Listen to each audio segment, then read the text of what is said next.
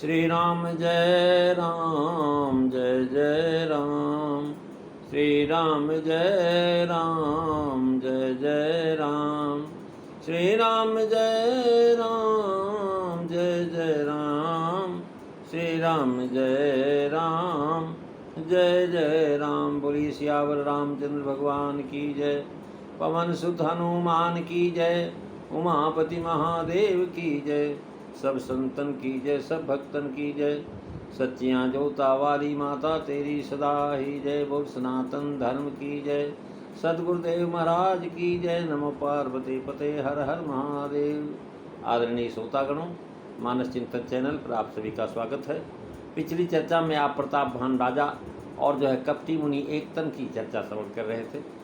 महाराज राजा जब अपना नाम बताने लगे तो राजा की बात काट करके वह कपटी मुनि बोला कि महाराज, मैं प्रभु गुरु के प्रसाद से सब बात जानता हूँ। तुम्हारा नाम जो है भान प्रताप है, तुम्हारे पिता जो थे उनका नाम था सत्यकेत।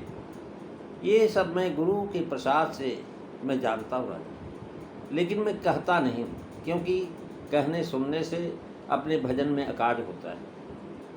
लेकिन हे तात, मैं तुम्हारी सहजता, तुम्हारा सीधापन, तुम्हारी पीत पतीत, तुम्हारी नीति, तुम्हारी चतुरता को महाराज देख करके मेरे मन में तुम्हारे प्रति ममता हो गई। और जो है मैं तुम्हारे कहने से एक कथा आपने बताया है, अथवा मैं किसी को कहता नहीं। अब मैं प्रसन्न हूँ, इसमें कोई संशय नहीं है राजन। जो भी तुम मांगना चाहो तुम्हारे मन में हो वो हमसे मांगो। कहता है, नाम तुम्हारो प्रताप दिनेशा, और सत्य के तुतव पिता नरेशा।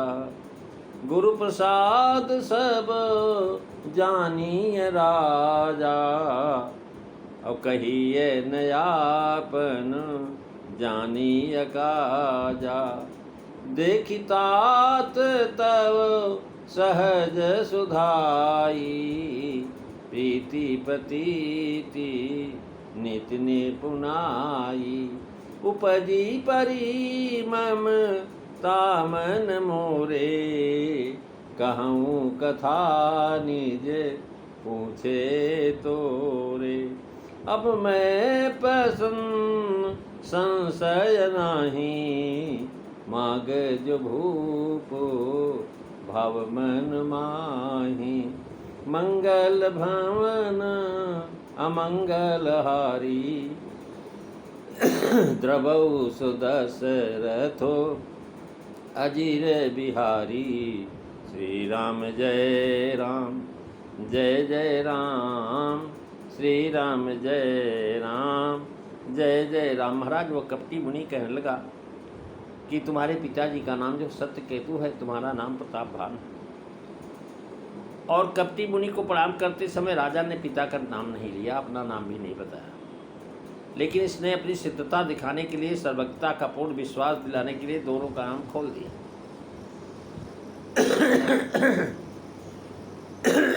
उसने इनकी बात काट करके कि जिससे राजा मेरे को नाम न बताने पाए, उससे पहले ही हम उनको बता दें।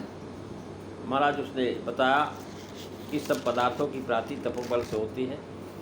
सुख तपते दुर्लभ का चुनाही पहले बता चुका है, क्योंकि गुरु करोगे तो तुम्हें भी सब सुलभ हो जाएगा। गुरु प्रसाद सब जाने राजा, कहीं न अपन जाने काजा। भाव यह है कि अपनी जानकारी कहने से लोक मान्यता होती है।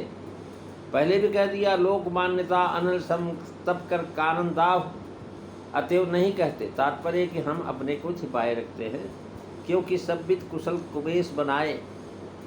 अब जो है सब जानते हैं, पिता का नाम बताया, नगर का फासला बताया, ये भी जानते हैं। कहने से अकाज होता है, तब कहा क्यों? तो महाराज इसकी संभावित शंका का समाधान उसने स्वयं किया कि तुम्हारे हेता, तुम्हारी सहजता, पीर सरलता को देख करके मेरे मन में ममता उत्पन्न हो। उपज परी ममता मम तोरे। भाव यह है कि संत को ममता नहीं करनी चाहिए। संत निर्मम होते हैं, उनका किसी पर ममत्व कैसा। पर तुम्हारी पीठ पतीत इत्यादि देख करके मुझसे रहा नहीं गया। गुणों में सामर्थ्य ही ऐसा है कि आत्मा राम मुनियों को भी खींच लेता अपनी तरफ। प्रेम के आगे नेम नहीं रह जाता। राग ममता उपज पड़ी, तुम पर स्नेह हो गया, अर्थात हमने तुमको अपना सुत, अपना सेवक मान लिया। ममता वह स्नेह है जो माता का पुत्र के साथ होता है। राजा ने अपने सुत का सेवक कहा, उसी की जोड़ में उसने ममता का उपजना कहा। भाव यह है कि पहले न थी ममता, पर अब प्रेम आदि बीज पड़ने से उत्पन्न हो गई। माता पिता की भांति मेरा सहज प्रेम तुम पर हो गया। अपनी कथा कहने के दो हेतु बताए, एक तो पूछे तोरे, एक तो तुमने पूछा, दूसरे महाराज मैं तुमको अपना सेवक सुत समझता। ये दो हेतु बताए। अगर तुमने पूछा नहीं होता तो हम नहीं कहते। इसी तरह यदि केवल तुमने पूछा ही होता, पर मुझे तुम्हारे ऊपर प्रसन्नता नहीं हुई होती तो मैं नहीं कहता। दोनों बात बता रहा। कह रहा अब प्रसन्न में संशय नहीं, कहने का भाव कि तुम पर हमारा ममत्व हो गया, तुमको हमने अपना जाना, अब प्रसन्न है। भाव यह है कि अब तुमने नीति बरती, नीति के अनुकूल कपट किया, हमको अच्छा लगा। अब तुम निष्कपट होकर के अपना नाम बताने लगे, तब हम प्रसन्न हो गए। संशय नहीं है, कहने का भाव कपट करने से प्रसन्नता होने में संदेह होता है। लेकिन तुम संशय मत करो, हमने मुनि से कपट किया, नाम न बताया, झूठ बोले, हम मंत्री हैं तो निष्कपट हो गए। मेरी प्रसन्नता में कुछ भी संदेह नहीं। राजन प्रसन्नता में विश्वास कराने के लिए कहने लगा, संशय नहीं, मांग जो भूप भाव मन माहे, छल करने का और कोई उपाय नहीं देख पड़ा। वर मांगने को कहा, ये सोच करके कि जो भी वर मांगेगा उसी में ब्राह्मण भोजन कराने को कहेंगे। कपटी मुनि ने सोचा कि राजा पूरा काबू में आ गया है, इसके नाश का उपाय करना चाहिए, अतः वर मांगने को कहता है। और अब प्रसन्न में संशय नहीं, मांग जो भूप भाव मन माही, कहने का भाव हमारी प्रसन्नता निष्फल नहीं होती, प्रसन्नता होने से ही वर दिया जाता है। महाराज इस प्रकार से वर मंगवाने के लिए प्रथम अपने को प्रसन्न कहा। भूप संबोधन का भाव किया है कि तुम सातों दीपों की चक्रवर्ती राजा हो, इससे पृथ्वी भूलोक के तो सब पदार्थ तुम्हारे पास है ही, फिर तुम्हें कोई अभाव अवश्य होगा। तुमने कहा ही था कि मुँह पर कृपा करो स्वामी, तो जो वस्तु तुम चाहो मांगो मेरे से, अर्थात मैं तुम्हें देने के लिए तैयार हूँ। यद्यप कपित मुनि ने अब प्रसन्न मांग भूप जो माही कह दिया, अब जो भूप भाव मन माही, मैं संशय नहीं है कि मैं प्रसन्न हूँ। तो जिसके मन में कुछ भी विषय वासना नहीं है, उससे यदि कोई एकाएक कहे कि मांग मांग, तो उसी क्षण कुछ मांगने को असमर्थ हो ही होगा। पर राजा ने तुरंत वर मांगा। जो वर राजा ने मांगा वह बिना सोच विचार के कोई मांग नहीं सकता।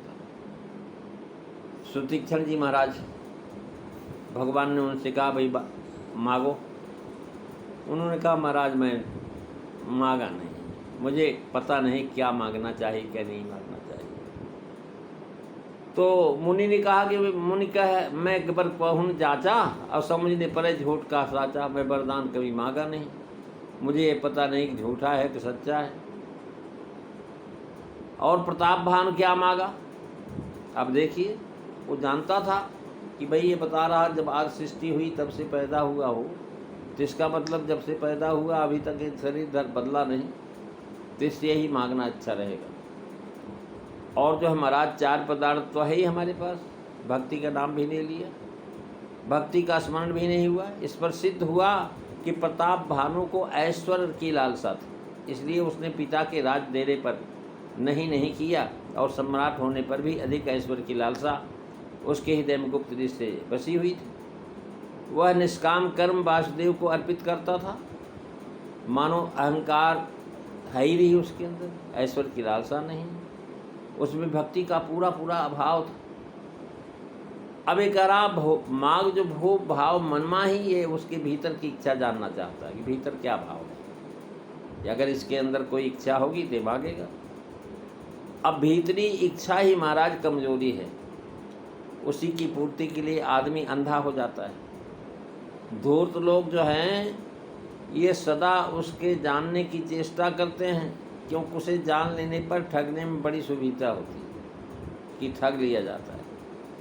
महाराज राजा को उसने बताया कि जो तुम्हारी इच्छा हो, जो तुम्हारे पास नहीं हो हमसे मांगो। महाराज राजा सुंदर वचन सुन करके बड़ा प्रसन्न हुआ और प्रसन्न होकर के चरण पकड़ लिया, नाना प्रकार से विनती किया और कहने लगा, हे महाराज आपके दर्शन से चारों पदार्थ मेरे हाथ में, लेकिन आप प्रसन्न हैं, आपको प्रसन्न देख करके अगंबर जो बर अगम है वह मांगना चाहता हूँ।